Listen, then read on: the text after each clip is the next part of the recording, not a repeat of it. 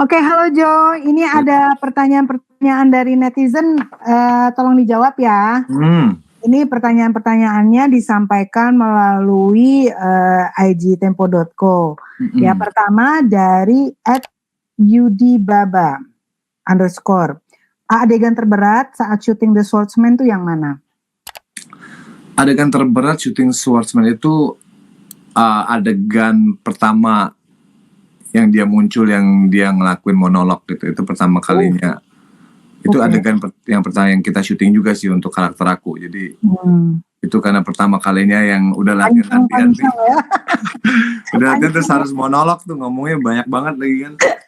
Jadi itu yang bener-bener panas dingin juga sih, karena yang dengerin kan semuanya juri gitu kan. Sampai yang megang lampu, megang boom itu semuanya juri semua, karena pada saat dia action, nah dia datang, yang dia bilang 평균 부모만 믿고 있다간 자식이 먼저 죽을 수도 있는 일이죠. Itu yang semua telinga kan, kalau salah kan semua orang tahu gitu. Lo kali kalau ngelihat ada yang menyembunyikan ketawa gitu, langsung ada hati gue. Rasanya tuh ada yang matanya mungkin nanti tiba-tiba membelalak gitu kan, ini ngomong apa ya katanya si sampeannya gitu. Jadi itu karakter scene yang paling tantangan, yang paling ini sih. Tapi setelah scene itu selesai dan hasilnya bagus, aku udah tenang gitu. Lega. Oke, pertanyaan berikut @IamRulisaputra_07. Bagaimana perbedaan tantangan main di film Indonesia, Korea, dan AS? Tantangan sebenarnya sama aja, cuman beda playground ya, kalau aku bilang playgroundnya beda, tapi permainannya tetap sama. It's acting, it's a movie world, dimana ya kita datang, kita perform, kita berusaha untuk ramah, sopan terhadap semua orang, and then go back home, istirahat di hotel segala macem. Tapi secara prosesnya sama ya. Perbedaannya ya mungkin playgroundnya ada yang lebih mahal, ada yang mainnya di lapangan biasa, terus ada yang mainnya di lapangan di atas gedung yang mahal gitu kan. Tapi it's the same game sih. Jadi secara pribadi aku ngerasa I don't really feel the difference. It's a game, same game aja. Oke. Nah, ini pertanyaan yang menarik nih. @Rukia Sepam. Joe Taslim adalah seorang atlet bela diri yang menjadi aktor. Apa cedera yang paling parah yang pernah dialami? Parah dua-duanya ya, lutut dua-duanya ini udah nggak oke. Sampai sekarang pun kalau untuk adegan action tuh aku harus sangat-sangat jaga sih, harus diprotek dengan. Kenapa? What happened? ACL-nya udah robek separuh, yang sebelah kanan juga udah meniskus ACL-nya juga udah nggak putus, tapi dokter bilang kalau lo macem-macem ini bisa putus gitu, jadi harus hati-hati. Jadi dua-duanya ini yang udah nggak, ya paling 60% lah. Tapi ini waktu jadi atlet atau main film? Udah jadi atlet, udah cedera lama, dari The Raid juga udah cedera. Cuman sekarang harus lebih hati-hati aja sebelum lihat adegannya, kalau ada berlari, meloncat, memukul, langsung pakein proteksi gitu. Jadi cederanya banyak udah ini. Gitu. Jadi cenderung di lutut ya kalau cedera. Dua-duanya ya. Kalau judo tuh lutut dua-duanya pasti rata-rata nggak oke sih. Oke. Lalu terakhir nih dari Bang. Joe lebih suka jadi protagonis atau antagonis?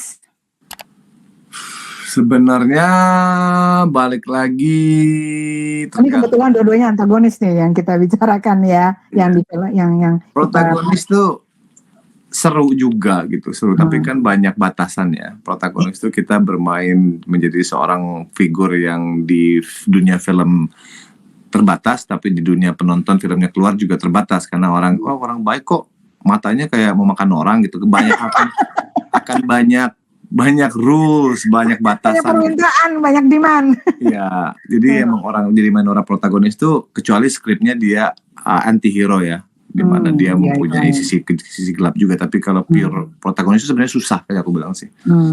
Yang sebenarnya susah karena banyak batasan gitu. Tapi kalau kita bermain antagonis, menarik, tapi emang bukan jadi spotlight di dalam film itu. Kita hanya menservis maksud dari film itu untuk kebaikan ya. Walaupun banyak juga film-film yang siding ke antagonis seperti Joker, beberapa yang Malah jadi menonjol. ya kita mencoba mengerti kenapa dia jahat dan kita Dia mencoba mengerti dan apakah kita setuju atau enggak ya itu pilihan kan. Dan di film seperti itu masih jarang ya, masih jarang. Tapi yang paling menarik sebenarnya main antihero sih. Antihero kita bisa main dua dunia gitu.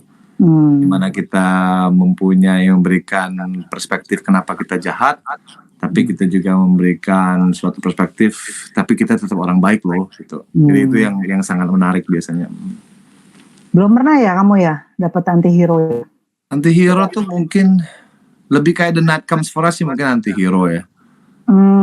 Kayak agak dia bajingan tapi di titik dimana dia masih ada hati nurani dan dia memilih untuk. Tapi dia masih baik, dia baik baik ya, masih baik tuh. Maksudnya maksudnya nggak terlalu anti lah itu. Iya. Keadaan lah dia jadi bajingan itu keadaan. Iya. Iya, sure. Antihero tuh satu karakter kalau di Indonesia tuh belum semua mau terima tuh. Maksudnya biasanya kalau protagonis tuh biasanya tuh harus doing something good gitu kan. Sementara kalau antihero kan enggak. Antihero ya itu dia, makanya dia hero tapi doing anti things ya.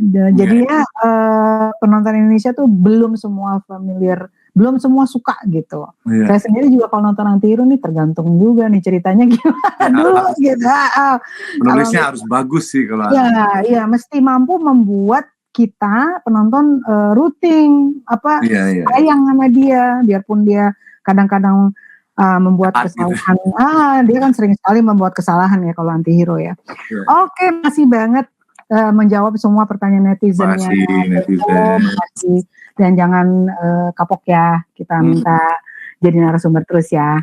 Bye-bye. Terus lanjut ya, thank you.